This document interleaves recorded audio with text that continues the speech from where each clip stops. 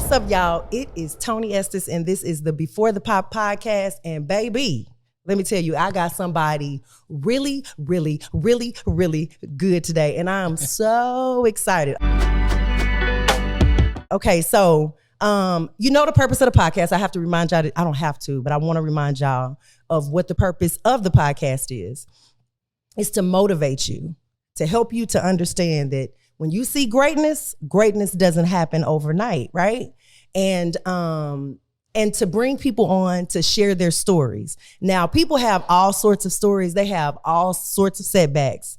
But this one today, I guarantee you've probably not heard a story that is a setback so huge and then a comeback. It's crazy. So without further ado, please welcome my friend Slikk Muzik. Okay, so let me tell y'all what he's done. Okay, I got to get my cards out, right? Because I was trying to read it from my phone last time. Turned to an old lady, I need my readers. He's done Ariana Grande, Chris Brown, Tank, Ty Dolla $ign, Jamie Foxx. Then on the gospel side, he's done Tamala Man, Kirk, Kiera Sheard, Tori Kelly, Lecrae. And he was also on the Donda 2 album with Kanye.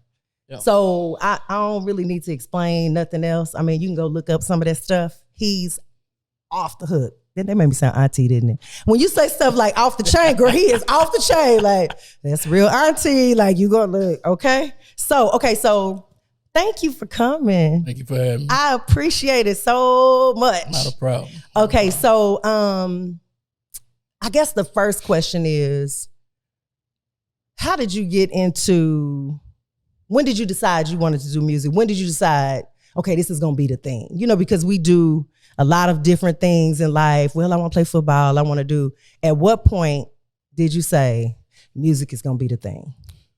Shoot, for me, I think it kind of was always like, so I grew up in the church playing like by ear. What? Well, I started out on drums. Okay. I played a little bit of everything though, okay. But it was drums first. I was like four or 5 years old. Okay. Just, you know what I'm saying, playing by ear. And then from there, maybe around 8 or 9, I would go over to the keys and the organ and just mess around, right? Preacher's kid, church boy. So like, I would spend hours at the church after rehearsals and stuff like that on the weekends and just be shedding. And I always was intrigued by music.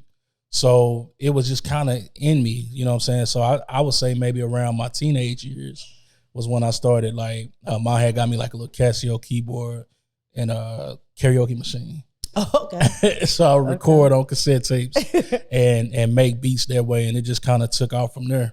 Got it. Started writing songs and stuff and not realizing I was producing music and writing lyric, you know, like for real. But it just kind of, my classmates, they would hear it. I played football too, so football was always a thing I did as a youngster. But my teammates would hear me doing music. They would freestyle over to my beats and stuff like that.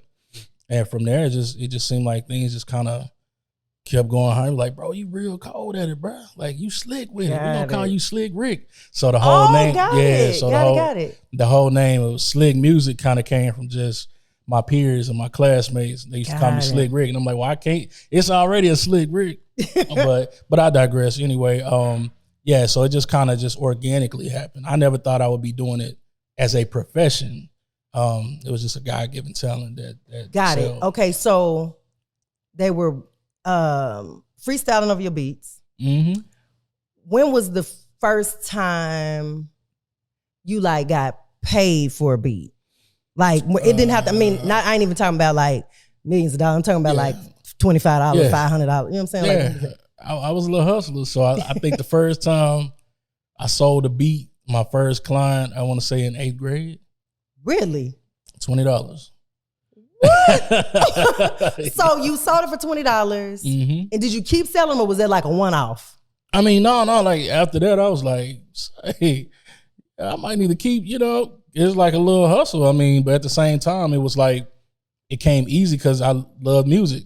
And I had learned how to, you know, like start programming and at the time on a beat machine and all that kind of stuff. I'm like, you know what, let me keep doing this. Got it. Because the thing was, like I said, I played football. So a lot of the football players, they thought they could rap or sing. They all do, right? Yeah, right. So we all in the locker room, you know, doing all that. But then it just kind of, it turned into, me like it being a consistent thing.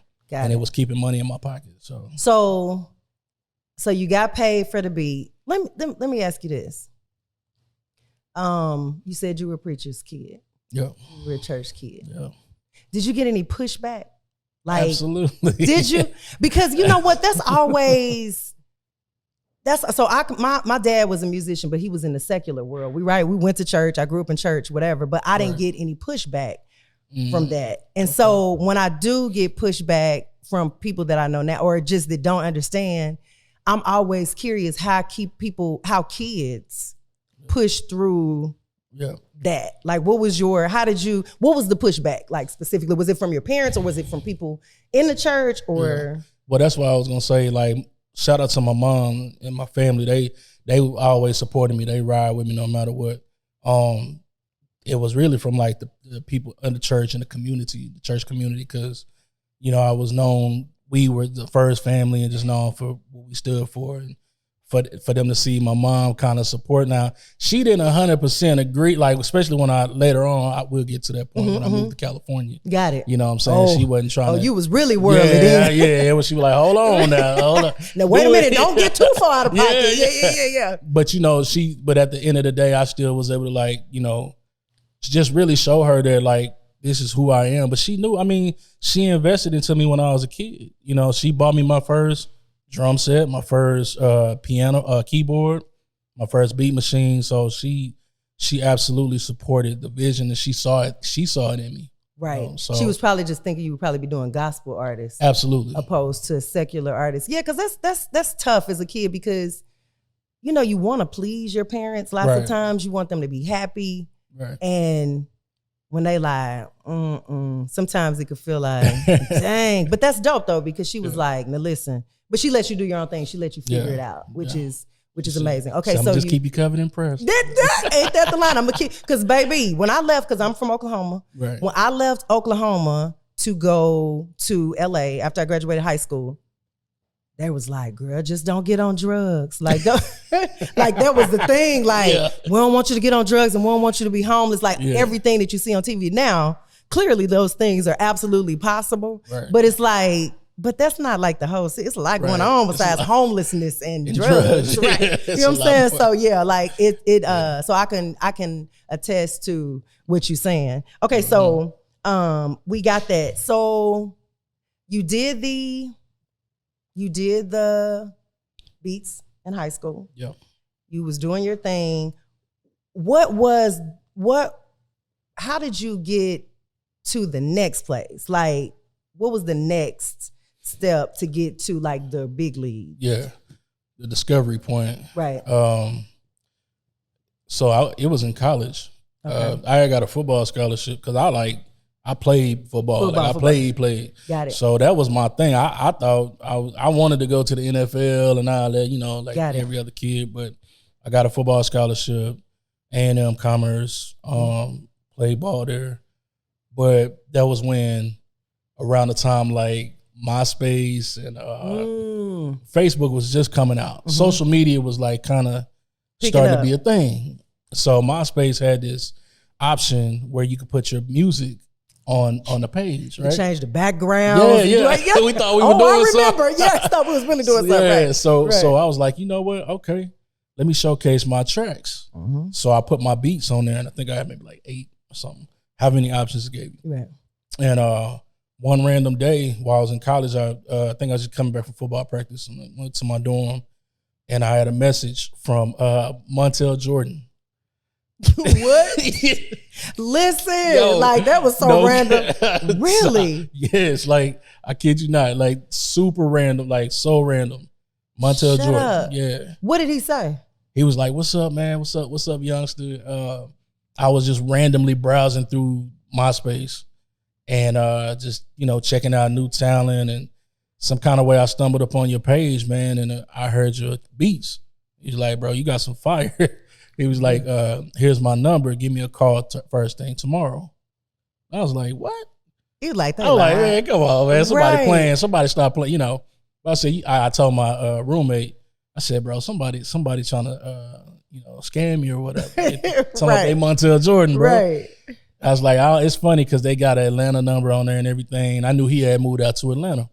I was like, you know what? Maybe I'll just call it, see what happens. So I called it the next day. It was really him. You like that? That sound like his voice. I was like, yeah, bro. I was like, really? Man, this boy sound just like.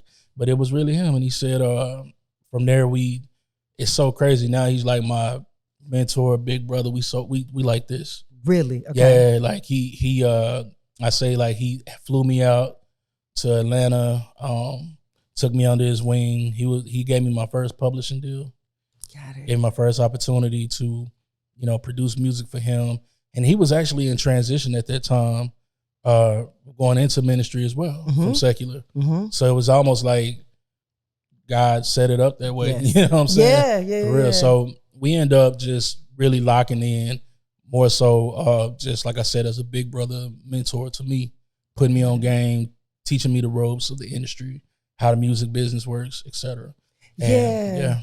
That's it's so important. I mean, and I guess people do it all sorts of ways, right? But it's nothing like entering into the music business in a safe space. Yeah. Because it's so much. And I ain't talking about cocaine and homelessness. I'm talking about just it's so easy to get taken advantage of. Absolutely. And you're excited as a new, you know what I'm saying? As a new artist or producer or whatever. And it's easy for that to happen. Even if the person that's bringing you in, that's not their intention. Sometimes it's just like, you know what I mean? It's hard. The nature of the business. It's just the business, right? Yeah. And so it's dope that you came in that way. So then what?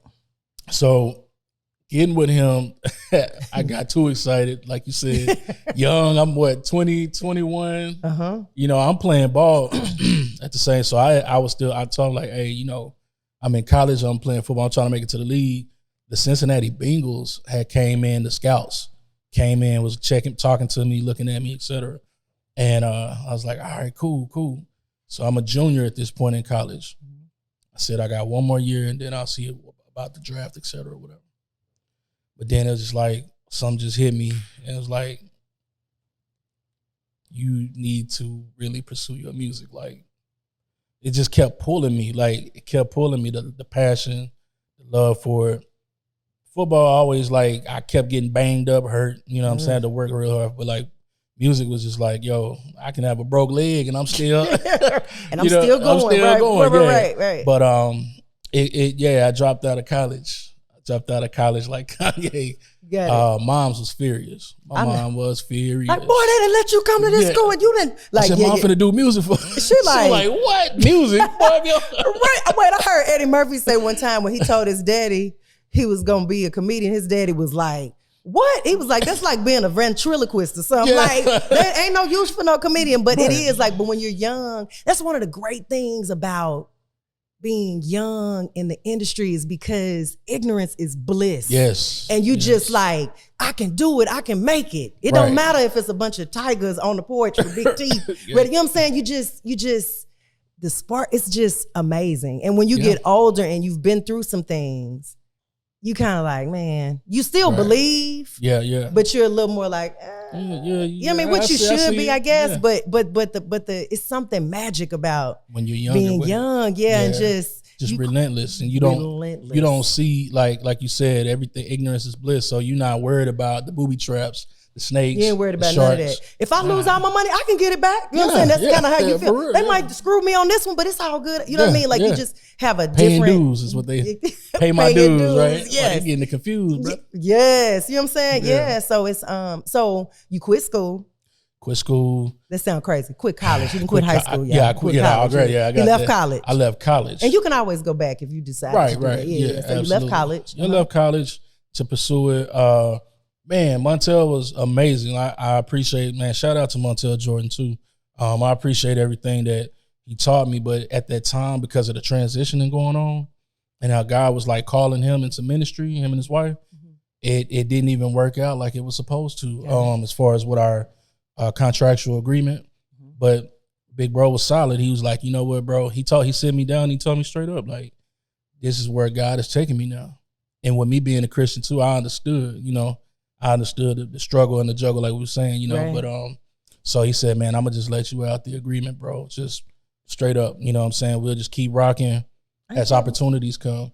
And yeah, so we were getting placements together, you know. We were still getting work together. We was doing some TV and film stuff as well, soundtracks, syncs, and stuff like that. So we was able to get that work done, and from there, I had to get a regular job. Listen, baby. I understand. You know what I mean? It didn't happen like I thought. You know, it never does, right? Okay.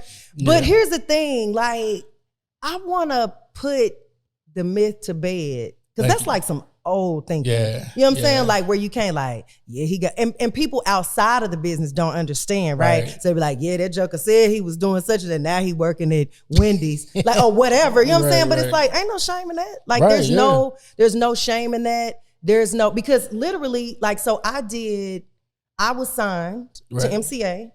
Had this whole thing. I'm like, we done made it. You know what I'm saying? I'm thinking it's really about to pop off. And then the label went through a couple regime changes. I lost my deal, which I was really happy about, because I felt like a prisoner. Like, I gotta, y'all ain't letting me do nothing, you know, whatever. And I went home and got a job. You know what I'm saying? Like, that was before the Whitney stuff. But I was like, I'm gonna just go home and figure it out. And in between is when the Whitney Houston stuff happened. But I had a full-blown job. Now, I used to be doing whatever I wanted at the job. Like, y'all, I'm gonna be killing, okay? So don't be calling me in on my, you know what I'm saying? But I'm saying, and they used to kind of just work with me, right? But it's so you got a job. Where you get a job at? Walmart. Yes, for Wally World, clubbed up. Like, we kind of, shut up. What was you doing? Like stocking or something? Stocking overnight. You weren't on the register, was you? I mean, hey, sometimes you got to do what you got to, if they need the help. But that's dope, though. That's really dope. Like, that's really dope, because you will starve to death. Waiting on, because even if everything went as planned, right? Even if it went as planned, it was still gonna be another year before you saw the money. Pipeline. The pipeline is like, you know what I mean? So so you got a job. That's dope. Y'all heard it here first. Used to work at Walmart. Look, got on them LVs now. Like, you know what I'm saying? Like, So it was Walmart. Then I was a maintenance man. At an apartment complex in DeSoto. DeSoto Ranch Apartments, actually.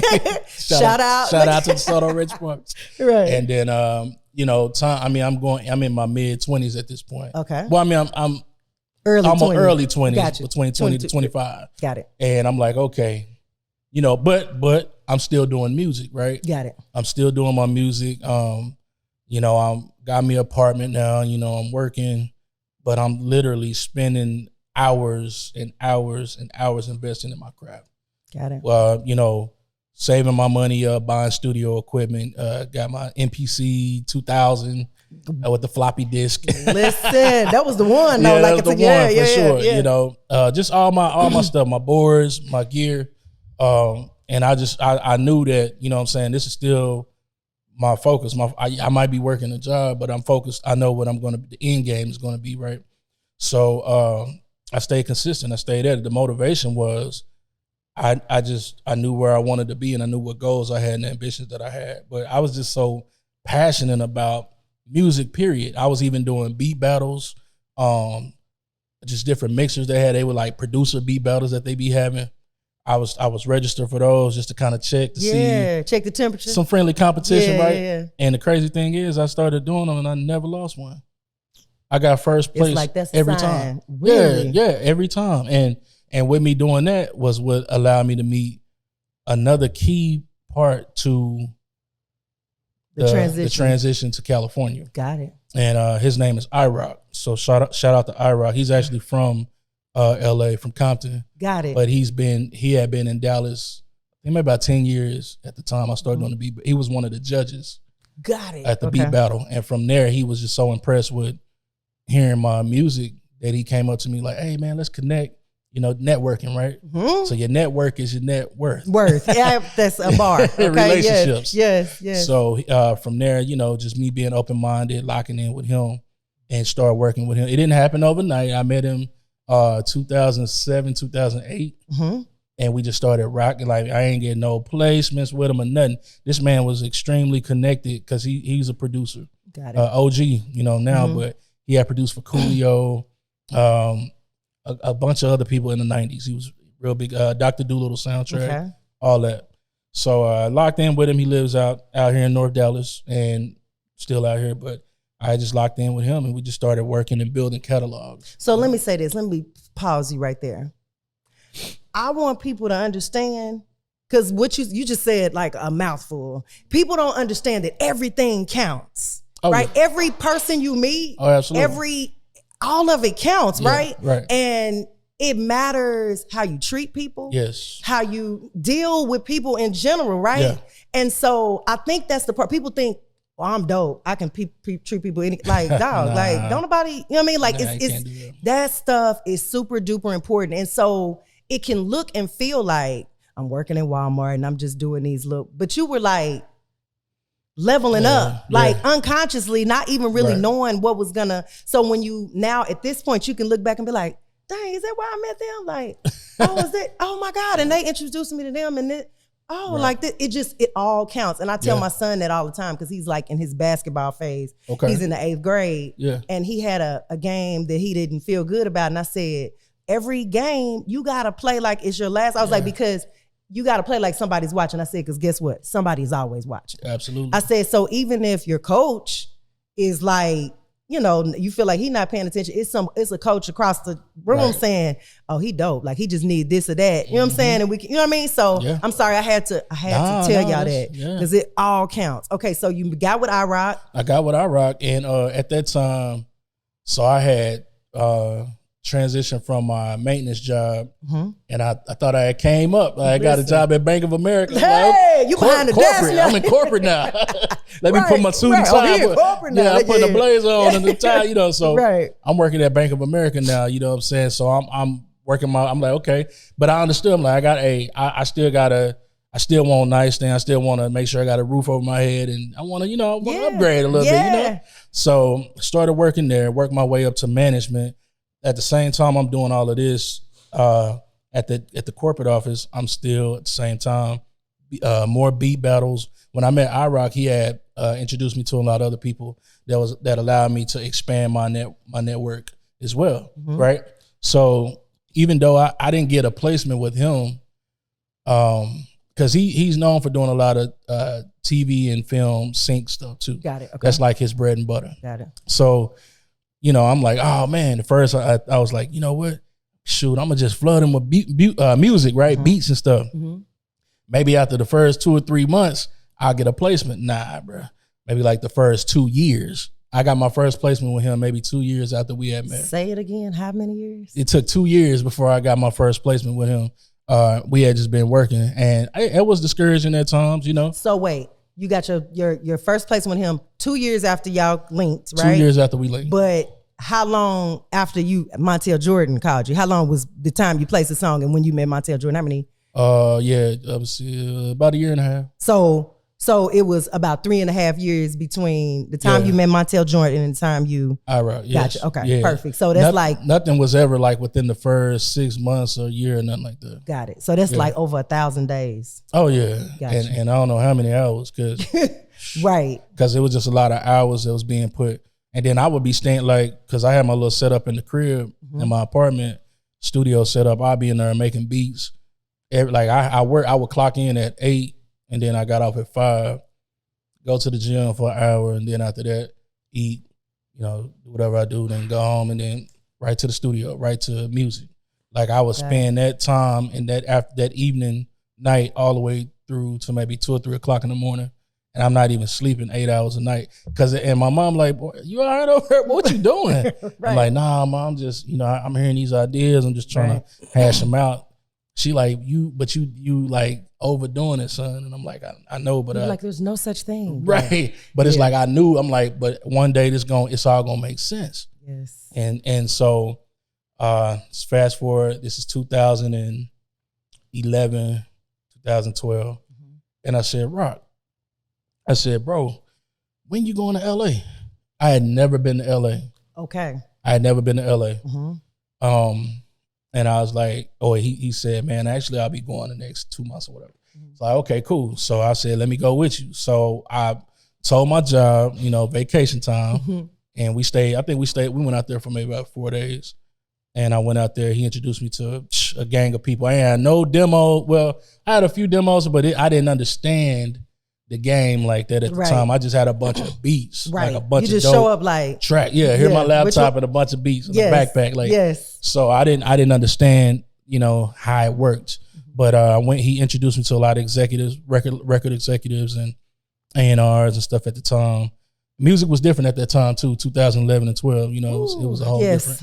Yeah. So the whole thing was different. The whole system was different. Yeah, it was still, you know, it was still thriving. Like, you know, so we went to a studio and I plug in my laptop and just start playing tracks.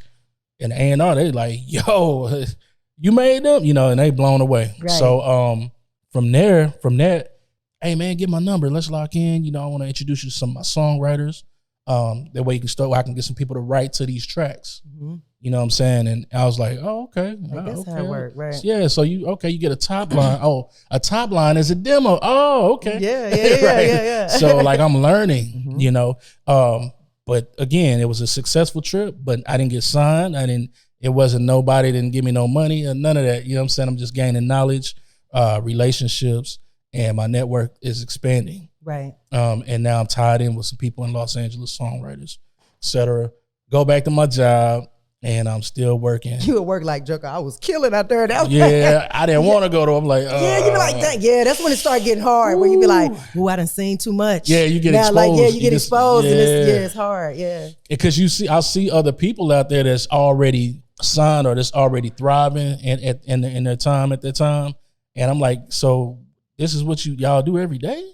Every day. Like, yeah, man, we wake up and we create whenever we. Yeah. Like, what? Yeah. For a living? For a living, for a whole job. I'm like, wow. Yes, yeah. So when I saw that was a whole nother motivation, you know? Mm-hmm. And I was inspired. So I was like, man, okay, I see what I started using up all my vacation time. Listen. I was to the point where I was sick. I ain't feeling good. I don't feel good. I'm in LA. So I told Rock, and Atlanta, I went to Atlanta a couple times too, but LA was where like Rock was like, nah, bro, you got to get to LA. That's like, right. It's just happening there. You know what I'm saying? It's like, that's where it's at. So yeah, I was doing that all the way up until into 2012. And then I prayed. I said, God, man, something got to happen, man. 2013 almost here. Like I'm really, you know, at a place, because it got to the point I ain't want to go to work. Yeah, where you feel sick going in there like, and it wasn't nothing with the job. It wasn't the job. I had a great job. I see more. And I can't, it's hard for me to dummy it down. Yeah. Not because, listen, Bank of America is a great job, not knocking that. Yeah. But when you have something else that you just like, where it hurts not to do it, that's something else. So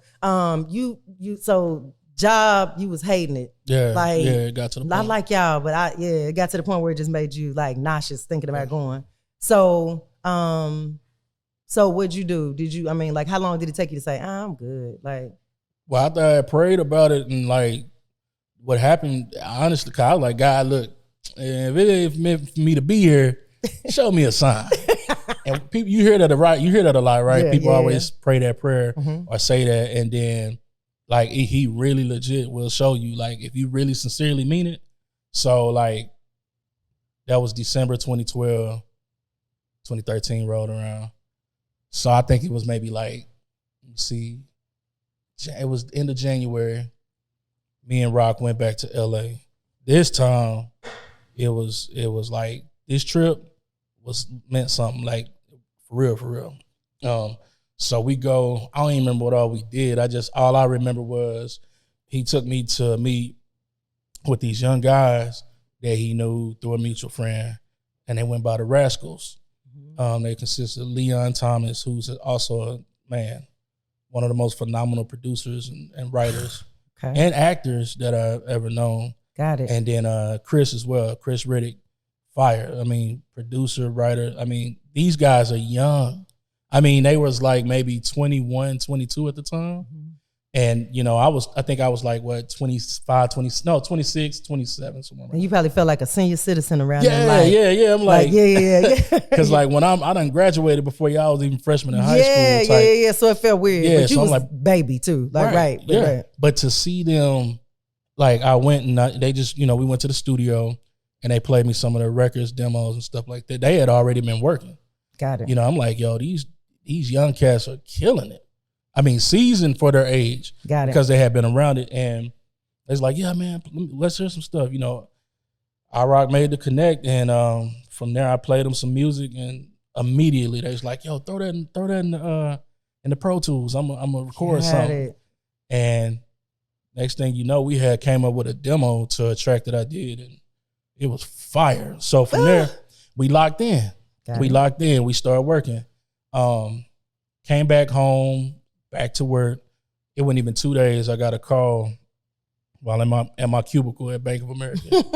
And I got a call from Leon, and he was like, hey, Babyface, it has us working on an album, right? I didn't even know they was signed to Babyface. Shout out to Babyface.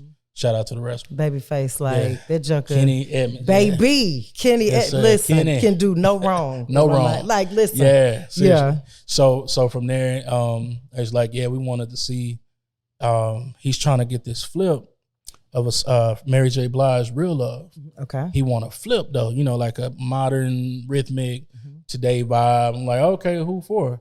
It's like, we don't know yet. I'm like, what? Oh, I'm like, okay.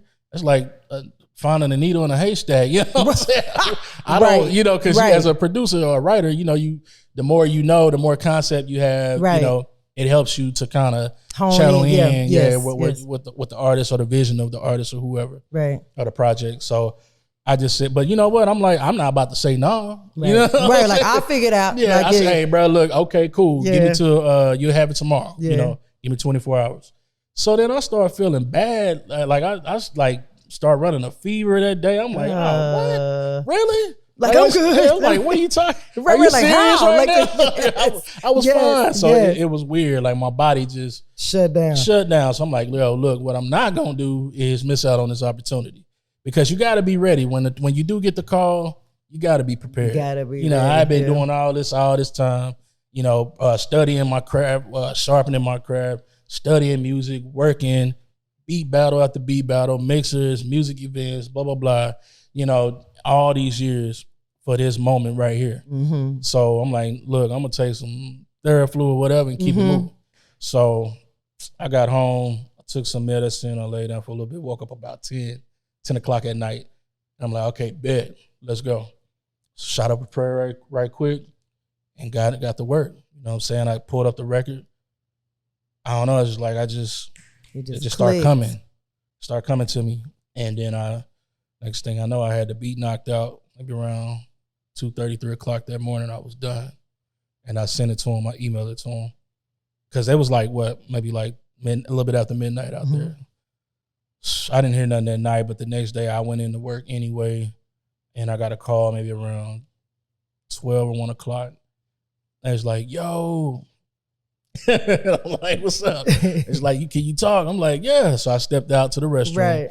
And it's like, yo, bro, Kenny loved what you did, man, on that track. I'm like, what? You talking about Babyface? Right, like, right. It's like, yeah, he loved it, man. He said, we're going to do some top lines, some demo into it, throw some ideas around, and we'll let you know when we do. Okay. So at this point, I'm just lit. I mean, I don't remember the rest of the day at work. I don't remember how it went. Everything else is a blur. Everything was blur. You know what I'm saying? I'm like, oh, man, I'm about to be a millionaire, you know? Absolutely. In my That's mind, what you was right? thinking. Yeah. I don't even know who the record going. I don't know nothing. I just know they love it. So then like a week go by and I don't hear nothing. Right, you're like, well, maybe.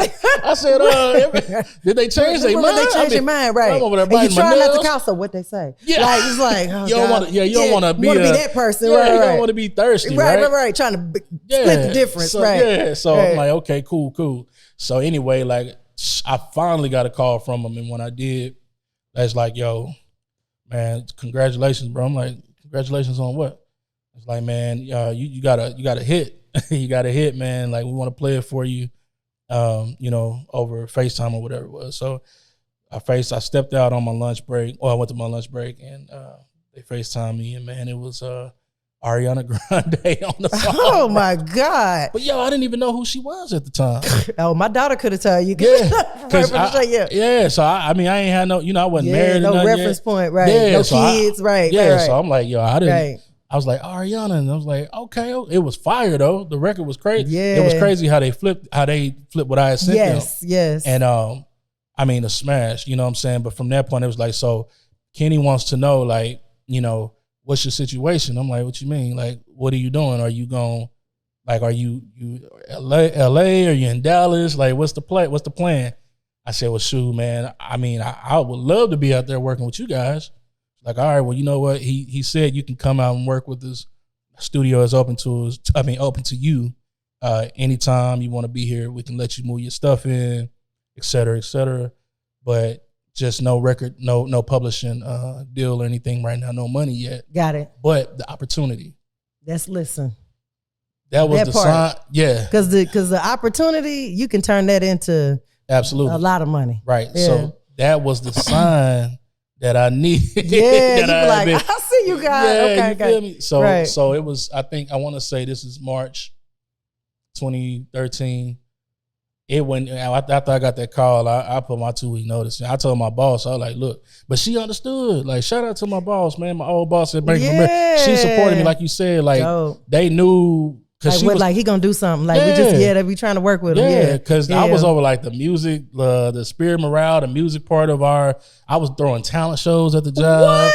I was just DJing. Doing you. I was bringing some vibe to the atmosphere of everybody. You know what I'm saying? Right. Just changing that vibe. And they already knew, oh, that's the music dude. That's the music guy, Slikk. Yes. So she was like, look, Slikk, like, she ain't call me, she called me Slikk. She was like, look, Slikk, this is what you've been waiting for, man. She's like, whatever you need, let us know. We support you. So they threw like a big potluck for me and everything going away. Did they have some good food at the potluck? It was fire. It was. A roast. And I normally don't do, and the music don't do potluck. She's like, but I know them. Yeah, so but you know, it was back in a little bit, 10 years ago. We were still kind of. It's a little different, right, for COVID and all that. Times have changed, yeah. Times have changed, yes. So they did that, and what really sealed the deal was that she told me, you know, if anything failed or if things failed and work out, I was always able to come back and get my job. So when I knew that, when I had that security, you like, I'm gonna holler at y'all. Like, I'm gonna be back. Out. I'm not gonna be back, but I'm glad. but thank you, though. I appreciate it.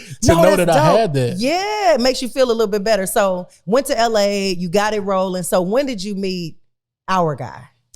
So that's what happened. So the record came out, Ariana's album came out, Yours Truly, and the song was called Loving It. Went #1 for over like 250 weeks or something. That is crazy in the world. Insane. Yeah. That is insane. Like, and it was people that saw you was like, man, have you seen this new kid? Like, he just started. Like, Joker, I've been scraping to get in this for a while. So then all them weeks, right? Yeah. So that was when, because after I moved out there, things picked up tremendously. So then I met a fellow by the name of Max Goose, record executive, and that's who introduced me to Rodney Jerkins, Darkchild. Yeah. Shout out to my guy. So what Max was like, man, you remind me of somebody, man, that I want to introduce you to. I think you guys would be you guys would be great. I think it'd be somebody great for you to, you know, work with, take you under your wing, et cetera. And when he took me to his house, you know what I'm saying? Like, and I'm like, yo, Rodney Jerkins, where do I sign up for this plan? Right. I want to sign up for this plan. How we do this? Yeah. I walk in and I see Michael Jackson and Whitney Houston, plaques and all kind of, you know, and Mariah Carey and Beyonce, everybody.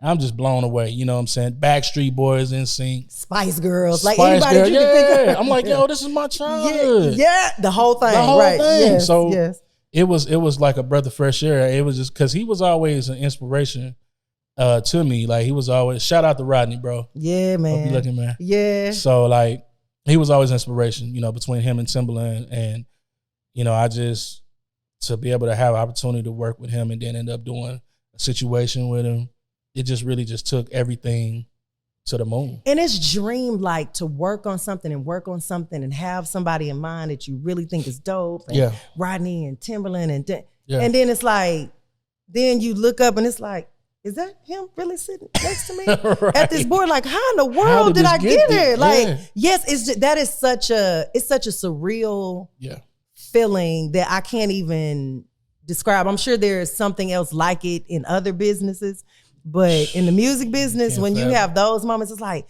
dang, I've been working for this and now I'm here. It's here. Right. And so when you're in the grind, it feels like, whoo, I just hairpin. But then once you make it to the place, you can't even you can remember the grind, but it also feels like, did somebody just drop me out the sky? It just feels crazy, right? That's okay. So working, grinding. Yeah. So I need to get to the thing, the thing that is gonna blow your mind. So you working, killing it. How many songs had you placed like in this year that this big thing happened? I say within time from 2013 to 14, the first year, maybe about 20. So 20 records. Yeah, 20 records. Yeah, I'm talking about Ariana Grande. Charting records, right? Not Wiz just Khalifa, So again, like you said, you lead how she be like, we about to be millionaires, right? But now it's starting to really like, okay, like no, for real, like I can really, if I do this right, I can really. So got then my first platinum record. Like, I got my first platinum record and all that. Yeah. So you working. So what was the day like that all this stuff went down? Like the day that you were like, when things like shifted. Yeah. So that was. So from 2013, so I'm working a couple, I'm in LA at this time, I'm living there. And then like it just got to the point because like as I was getting the success, like you said, like for me, it was surreal, but it was like remotivating myself. Like I can't explain it. Like as I'm seeing this happening, unfolding in front of me, it's making me want to do more, right? Because I'm like, yo, I did it. So now I'm upping my goals. Yes. I want more. And it's not just about a greediness or nothing. It's just like, I really accomplished this. So I know if I can do this, I can do the next goal. And then I can do the next. Right. So, but what I started failing to realize was, because I'm in a different environment now. I'm in Hollywood. So like everything is, I'm from Dallas. I'm from Texas. I'm a Texas boy. Different environment. Just way faster there. If you ain't careful, you will get ate up and spit out because you gotta pace yourself. Yeah, you gotta pace yourself. Yeah, and I didn't know. I would hear people say it before, but you're like, what does that even mean? Yeah, y'all, it's me though. Like, all right, I'm good. I wouldn't have that problem. Right. Everybody, that wouldn't happen to me. Everybody has until you in them shoes, and then I find myself, spinning. I'm driving Range Rovers and trying to keep up with the Joneses. I'm hanging with, Rodney and Chris Brown, and we going over in Justin Bieber's house and all kind of. And it's like, these people have been and doing this thing way longer than me. I can't keep up with these, so I'm like, you know what? I'm gonna just outwork everybody. I'm gonna just work harder. That way. And then you hear people say them little cliche like, you just got to make sure you outwork everybody with no context. No, bro. And it's like, like, you know what I mean? Like people throw that stuff out there, and then when you don't know, you outworking everybody. Yeah, but you killing yourself at the same time. Literally crash and burn. Yeah. So that's exactly what happened to me. So I was just doing too much. I was late night, early morning studio session at the back to back. I was literally some days I wouldn't even sleep. And then like other days, if I did sleep, it maybe slept about 3 hours or whatever. And then I still have family back here, so the time difference. So by the time I'm getting home from the studio at 5 a.m, people are already going to work over here. My mama calling, my sister, like family. I'm talking to, what I'm saying. So I'm not resting during the day, and it's tearing me up. Right. I'm young. I'm in my 20s, later 20s now, but I'm still a young man. I'm like, I'm a young dude. I'll be all right. I'm gonna just keep working. All right? My body it can handle it. Right. 2016, man, it was like, I just remember waking up one day and in January 2016 and like feeling like I knew something was wrong. Like I was having like some issues in my abdomen area. So I went to the doctor and they was like, yeah, man, you have gallstones. I'm like, what? How get that? And I was extremely dehydrated. Extremely dehydrated because it's like, what are you doing? I was like, well, I'm in the entertainment business. I'm producing music. It's like, man, you gotta slow down, man. And I was like, okay, cool. So I went on by my life. And I'm like, I heard him, but I wasn't doing. I went right back to it. And then it was May. It was May of 2016. I actually had flew in to Dallas My sister was graduating from college and in Tulsa, Oklahoma, Oral Roberts University. And moved her back to my mom's. We kicking it, like a big reunion. And I'm like, you know what? I'm gonna kick it out here. I'm gonna stay about 2 weeks. And then after that, when I get back, I'm gonna go. I got called in to work with Chris Brown on a Heartbreak Over Full Moon album. Okay. That's when the process of that started. Gotcha. So I was like, okay, cool. I'm like, kick it with the fam, and then I'm headed back to LA, and I'm gonna get back on the grind. Nah, it was like May 12th. I just going about my day, and then it's like boom, something just hit me in my abdomen area so hard it like dropped me to my knees. Like literally, I just brought tears in my eyes. I was having a hard time. Like I didn't know what happened. Basically, what happened was the gallstones. I guess they had kind of gotten stuck up in my intestines or something. Gotcha. So I had to rush myself to the ER because mom and sis was gone. I drove myself to the nearest ER and left the truck right there, still going. And I just ran in there and like, help, somebody help me, So they finally got me some help, had to rush me back, and I had to have an emergency surgery, a gallbladder removal, because they knew immediately what it was. Yeah, it was excruciating. I couldn't take it. Like I couldn't handle it. So, went back, had the surgery, thinking I'm going to be right in and right out. And it didn't go that way. When they went to intubate me, somebody made a mistake, and they went too far down and to puncture my lungs, both my lungs severely. So now it's a whole nother issue.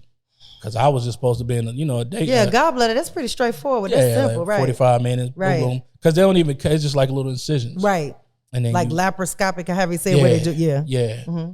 But yeah, when the intubation process wasn't done correctly, and it pretty much had me on my deathbed. And from that, after I woke up, coughing up blood, and not trying to sound, I'm just trying to give you a visual, coughing up blood, and like what's wrong with my breathing? I'm struggling to breathe. Like I'm like, what is going on? So at first, I'm thinking maybe it's just something from the procedure. Maybe it'll get better here in a next 30 minutes to an hour.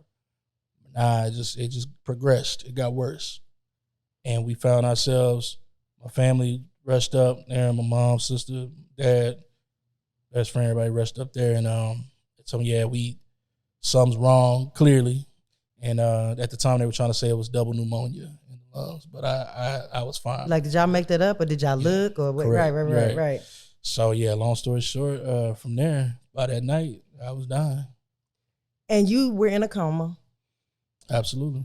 And you didn't know you were in a coma. When you woke up, it was how long after? I was in the coma for 33 days, over a month. That is insane.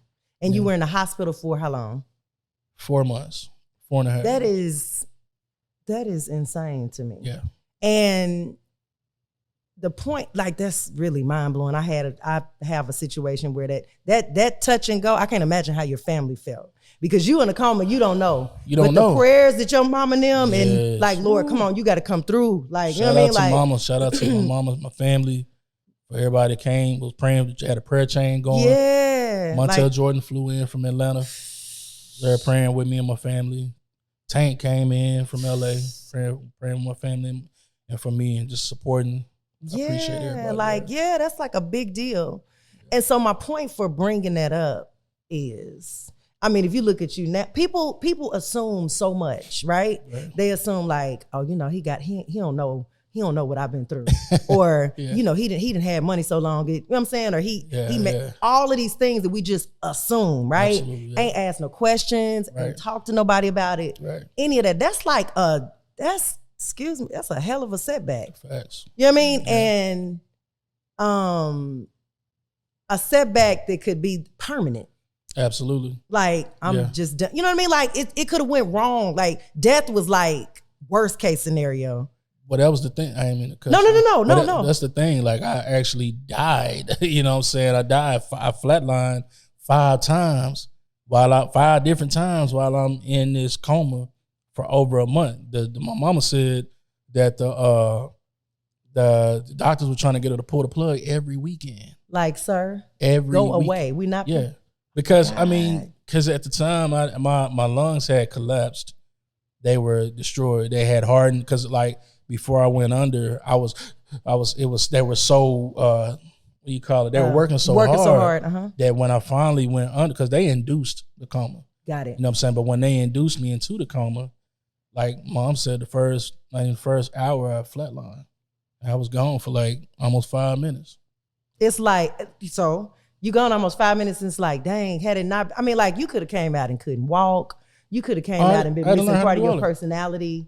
Yeah. Like, so many things could have happened. Walking miracle. They said, well, see, I did have to learn how to walk again. Right, okay. I had to learn how to talk again. I had to learn how to, everything. I do physical therapy. You know, I had to learn, like I woke up like a newborn baby. Like I had to, do everything over again. Yeah, lost muscle. Everything. I was a little bitty puny guy. Yeah, because I didn't have no. Everything was just atrophy. Like then they wanted to amputate this left hand. It had turned completely black from while I was in the coma, and my mom was like, "Nah, y'all not gonna amputate it because he does music. That's what he does." And he came in with him. Oh and my God, he gonna leave and was sure about it. She was like, I ain't taking no other answers other than that. She wasn't trying to hear it. Nah, that's mamas. So, shout out to the mamas. Shout out to like, cause mamas be look. I'm a mama, and that's exactly you know what I mean how it is. Like I ain't trying to hear nothing you talking about. This is what we doing, and this is what it's gonna be. Right? They thought she was crazy. They brought in not physical. What you call it, a therapist. You know what I'm saying? Like she's losing it, like it's okay, like to accept. Yes, accept that he about to lose his leg and accept that he about to raise up. Yeah, right, exactly. Yeah. Oh my God! So it's crazy. all of that, and you came back. Came back strong. Not only did I come back, I ain't had nothing when I woke up. Right, I had lost everything. I know all my money was gone. I'm just being transparent. Right. Yeah, because my hospital bill was like 1.5 million. Yeah, of course it was crazy. You know what I'm saying? Then I had my apartment in LA.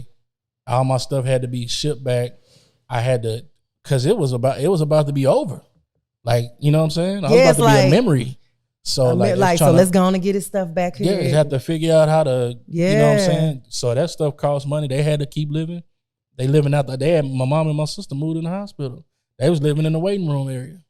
Yeah, I know. Because they wasn't leaving my side. So a lot of things was happening, you know, so quickly. We had never went through anything like that. You know what I'm saying? And it's like on the job training. You just figuring it out as you go along. Like, okay, so now man, that's that's incredible. So apart from that, what do you think your biggest obstacle was? Okay, so let me say it like this. Do you think now where you sit, would you have done anything different on your journey? I'm not talking about with that specific situation, but would you do something, you know, you look back and you be like, I should have. You know what I mean? Is there something that you would have done different? Just as far as my journey, not with the house, you mean? Yeah, not just in general, in your journey in music, right? The only thing that I would say that I would have done different, I would have cherished or took some of the relationships more seriously. Not saying that I went AWOL or nothing, but I didn't understand. As the younger me, I would have told the younger me, bro, don't chase the bag, chase the relationship. You know what I'm saying? Because the relationship is the value. The relationship is the currency. You know what I'm saying? You get, relationships are not, you don't just get a relationship with certain people like that. And then, you know, if an opportunity come and you just want to go chase the money or the opportunity, you know, now you look like an opportunist. And that ain't what you want to be. Yeah, like, cause you're like, that's not what I am for real. I'm just trying to get it the way I know how to get it, right? And then in the music industry, you don't have a guideline. You don't have a manual. There is no how to, you know, now in today's society, the younger generation, they blessed. They got social media. You got YouTube, all kind of how to, all of that information that you can just pull from social media platforms and reels and YouTubes and stuff like that we didn't have. We did not have at that time. So We was just out here thugging it out. So if we made a mistake, and that mistake can cost you, like for real, it can cost you. But it's don't beat yourself up too bad as long as you learn from it. Yeah. And what's meant for you is gonna be for you too. Yeah. You know what I'm saying? Even if you didn't do all the things right at one time with a relationship, if it's, you know, they'll see that consistency and they'll understand, especially if it's a seasoned GOAT or whoever. Like, yeah, he was just young. He, you know, because everybody's been there. Everybody's been there. Everybody makes mistakes. It's like, oh, I miscalculated that. Yeah. But when wisdom says, oh, they good. You know what I'm saying? Like, because you have to look at a person's track record. If your track record is ignorant all the time, then you just ignorant. You know what I'm saying? And you horrible relationship. Yeah. It's like, but if the bulk of you is like, this is a good dude. Solid, like he's solid. You know what I'm saying? Then it's like, okay, he was just having a day or whatever. You know what I mean? You can move on from it. But when Joker's just raggedy, just on the street. It's like, no, you just a raggedy human being. Like, you know what I mean? You ain't trying to be. You ain't even trying to be right. Yeah. See, that's the thing, that's being humble. So like for me, and even with me going through the affliction where I died and God brought me back to life and gave me another opportunity, I was just a complete humble experience, you know, humbling experience to the max. You know what I'm saying?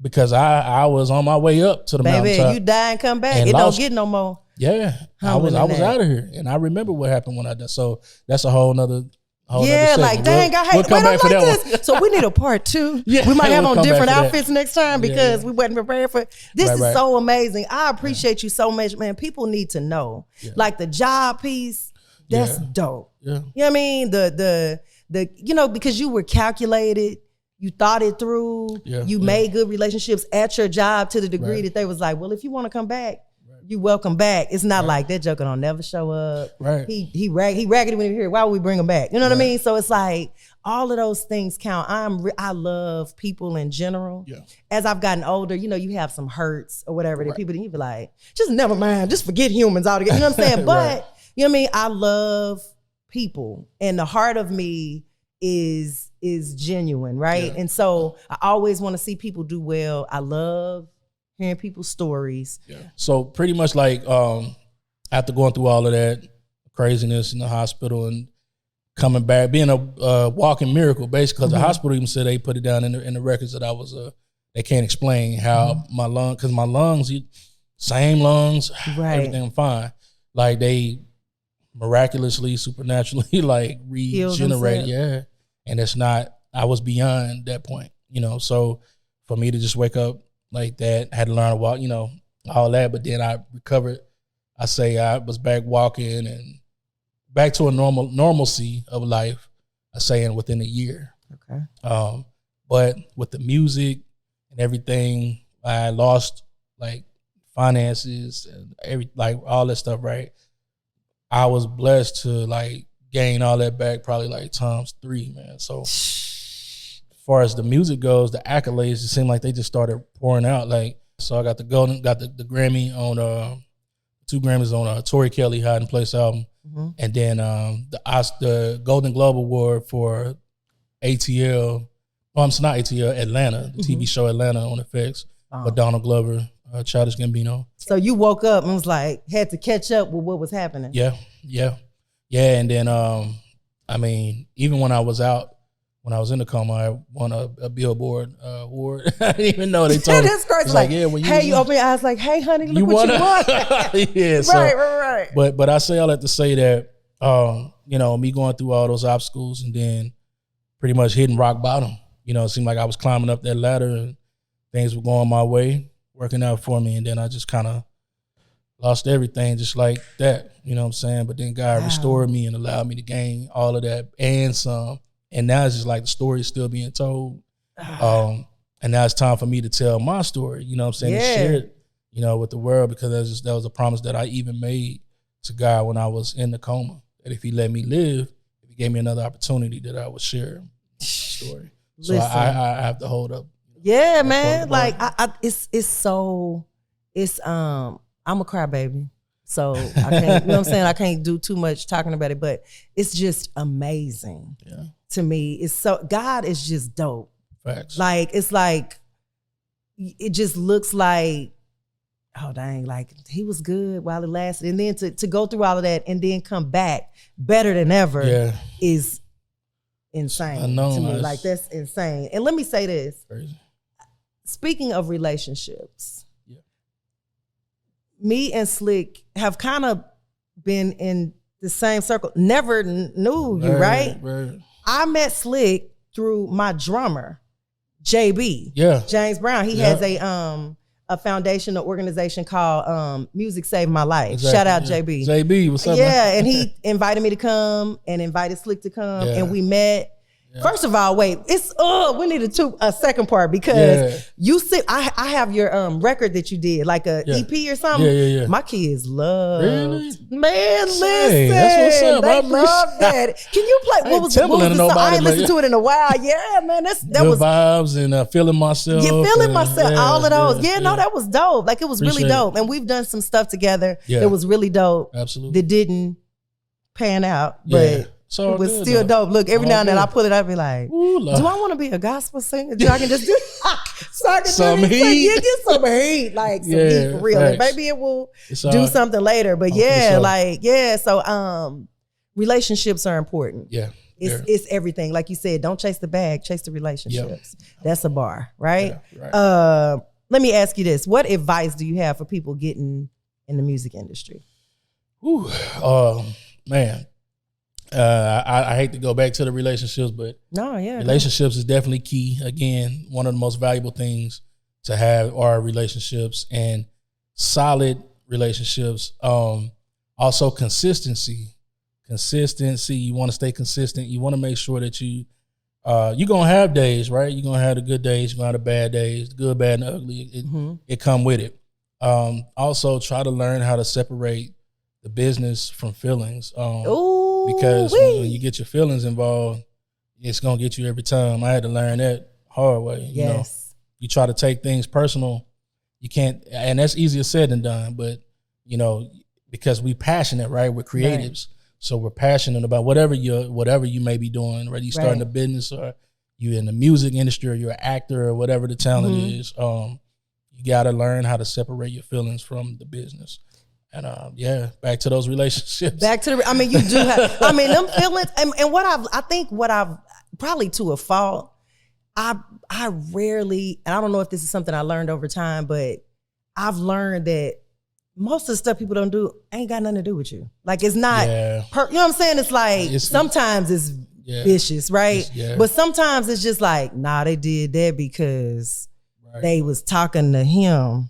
And they didn't want you to know, so they had to leave you out of it because you know what I mean, just little stuff, and you feeling like, dang, why they won't put me on? It's like it's not even to do with you. It's beyond you. Like, it's not. That's really. And my daughter's an actress, right? And she's doing some stuff and got an agent and all this stuff. Yeah. And I'm always telling her, none of this has any. Just work. Yeah. And do your thing. If they don't hire you, it's not because of you. If they do hire you, it's not because of you. Right. You know what I'm saying? Like, just do your thing and let that be that.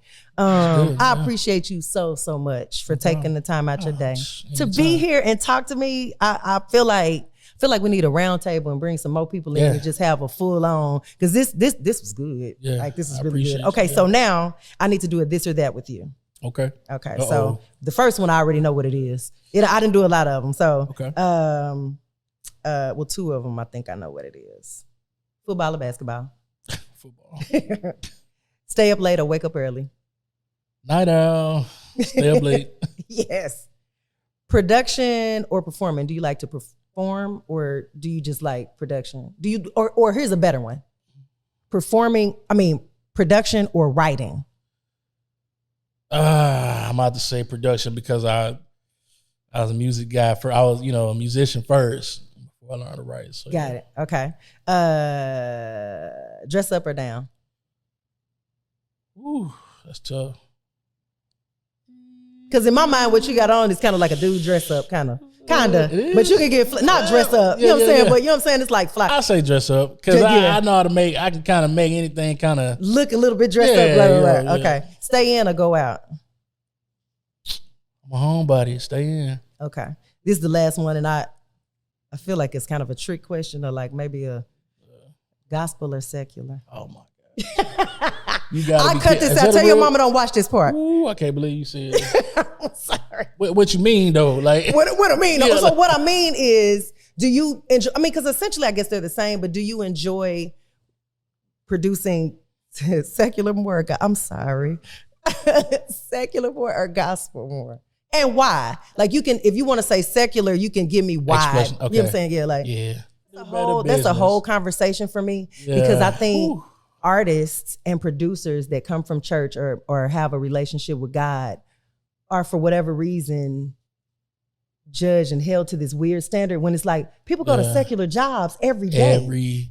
And the companies that they work for are doing some salacious, very committing crimes against humanity. Right. But nobody ever says anything about it. It's like, you know what I mean? So that needs to be said though. Like, but I get it. And I mean, and I love everybody. You know, I produce all genres. I think that you've done some amazing things. I think that the stuff that you've done on TAM and anybody that you've really done is always really, what's your song? High Key? Is that the one song? Yeah.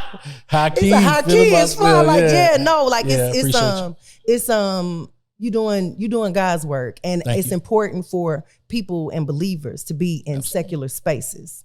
I have a saying that says, lighthouses don't run across the island saying, I'm a lighthouse. They just shine.